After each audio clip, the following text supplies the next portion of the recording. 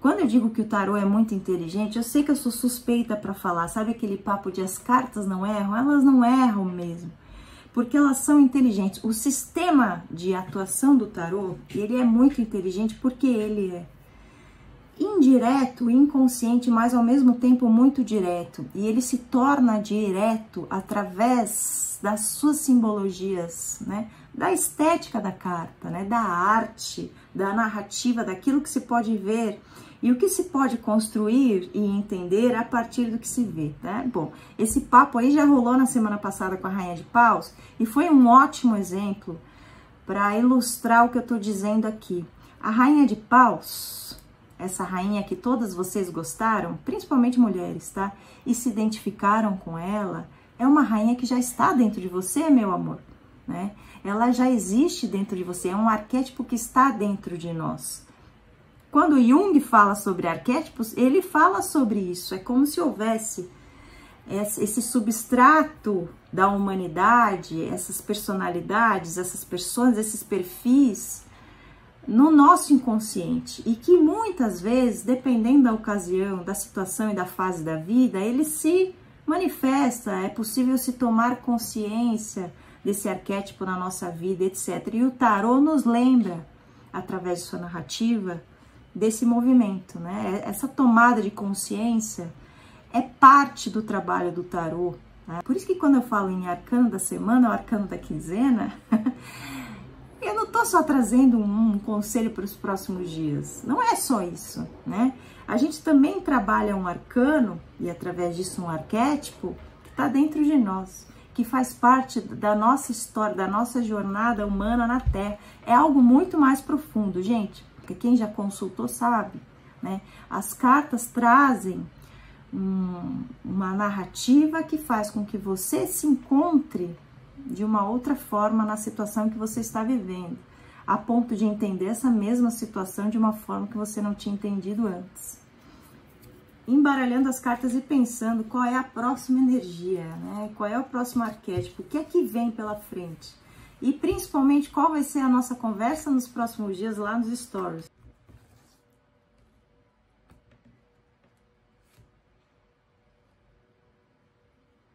Vamos falar sobre essa carta aqui, é uma carta forte, dá uma olhada nessa cena.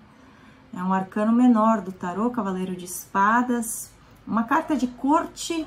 E dá uma olhada aí, o que é que vocês sentem com essa carta? Vamos pensar em sentidos agora.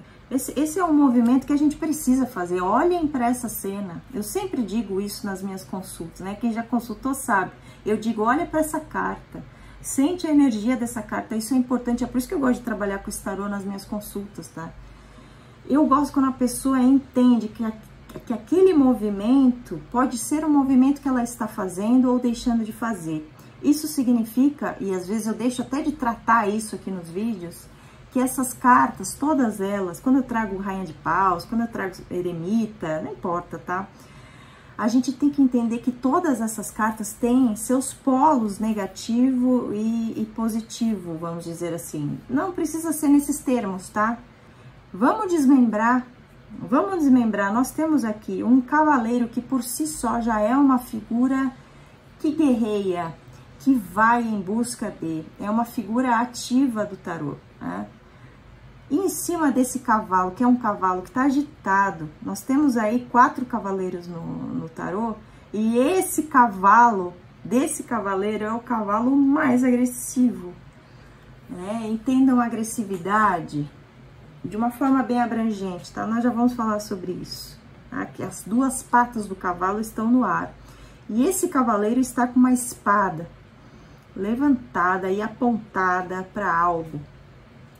E a espada no tarô é o nosso elemento ar, né? E o elemento ar é o elemento da mente, do raciocínio, do intelecto e do racional, do pensamento, né? Você pode tanto atuar em alguma situação, em alguma dificuldade, ou na sua vida, ou no seu relacionamento, eu não sei, de uma forma revolucionária, com pensamento rápido, inovador, com muita ação mental, sendo muito racional, tendo uma mente afiada, um raciocínio estratégico, né? É como se fosse uma pessoa que quer e planeja. Aquela pessoa que fica sem dormir, se precisar ficar sem dormir para terminar alguma coisa, para planejar alguma coisa, que tem o desejo de fazer acontecer algo.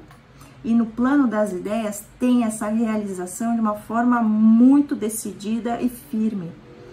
Isso é ser cavaleiro de espadas. Mas a gente também pode e deve entender que essa carta aparece para pensar em violência, não física, tá? Mas é aquela violência verbal, é aquela forma de pensar agressiva, brutal. Muitas vezes é uma forma de pensar que te coloca dentro de um comportamento brutal e agressivo. É uma carta que fala sobre perigo também.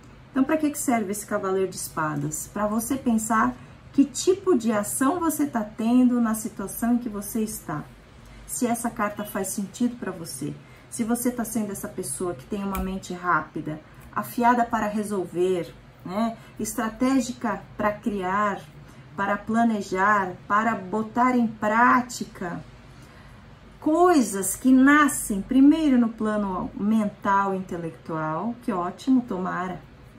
Ou você está sendo essa pessoa agressiva nas palavras, não só na forma de pensar, porque o pensamento se manifesta muitas vezes, né? E se ele não se manifesta, você também interioriza. Então, a forma como você pensa, ela às vezes desemboca para dentro de você. Então, essa pessoa que é brutal, que não controla as palavras ou os pensamentos, né? E que agride o outro ou se agride a partir do que não manifesta, que é o caso de muitas pessoas, é também um lado desse cavaleiro que se precisa tomar consciência, né?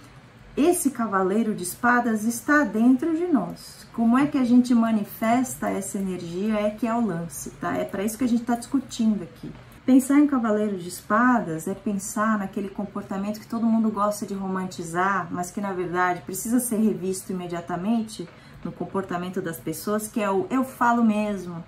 Eu falo mesmo, eu falo na cara. Você é assim? E o que é que tu colhe de frutos sendo assim? Porque o cavaleiro de espadas, ele é assim. Às vezes a gente tem que falar mesmo, tá ótimo? Às vezes a gente tem que colocar as cartas na mesa. Mas tudo tem um jeito, não é assim? Então, o cavaleiro de espadas pede para você ter um jeito para guerrear. Eu vou dizer que um caminho interessante para a gente incorporar essa carta no nosso posicionamento, na nossa vida, tá? Como conselho para os próximos dias, é pensar na espada. Pensa na espada. Uma espada que é o seu pensamento, que é o seu agir, tá? Ela pode tanto agir como defesa para você, como uma proteção, como um escudo, mas ela também pode cortar cabeças, inclusive pode te cortar, ou pode cortar o seu próprio cavalo, que é o seu meio de locomoção.